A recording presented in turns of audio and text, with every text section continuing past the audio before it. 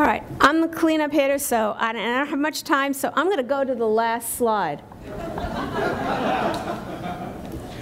Okay, and I'm just going to talk a little bit I just want to get you in the right frame of mind and thinking about everything that's going on today and what was said in the first panel, what was said today.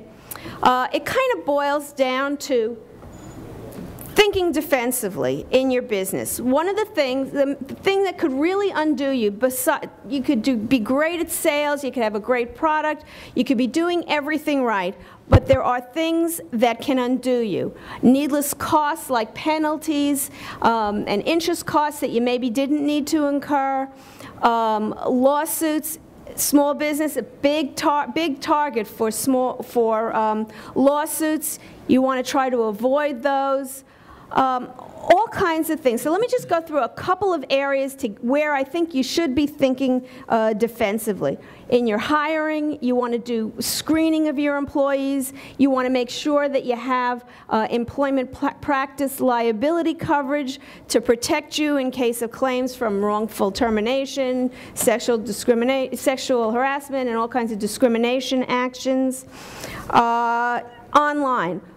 Brian talked about all that social media, but you got to watch what's going on out there. You have to educate your staff and make sure that they're not bad-mouthing you or defaming your competitors.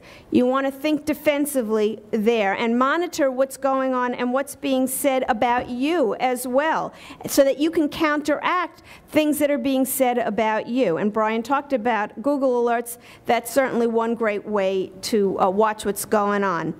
You want to protect your intellectual property. Today, believe it or not, 60 to 80% of the value of many, many businesses is just your IP.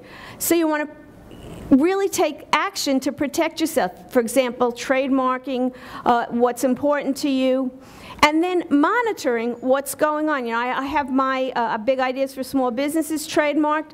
How do you think I felt when I saw IBM using it and having to contact IBM and convince them? They were very gracious. They apologized and ceased immediately. But it's up to you to be vigilant and watch out for infringement so that you don't lose the IP that you've tried to protect.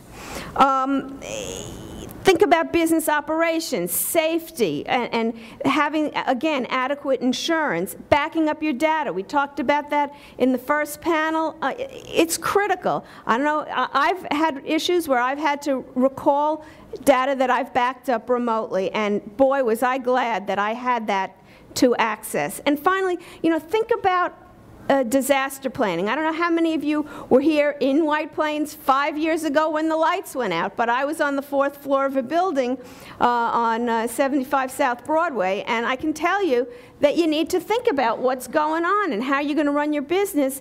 And 40% of small businesses never recover from a disaster. So have you thought about what's going to happen? Have you made plans for H1N1 where they're predicting, again, 40% absenteeism as a potential? What's going to happen to your business? Who's going to run it when maybe you or other people are going to be out sick? So again, it's just a question of thinking ahead, thinking defensively, and again, small business owners, we don't have a legal department. We don't have an accounting department. We don't have an IT department. We have to turn to outside experts to get the help we need, to ask the right questions, and to, again, make sure that we protect our businesses.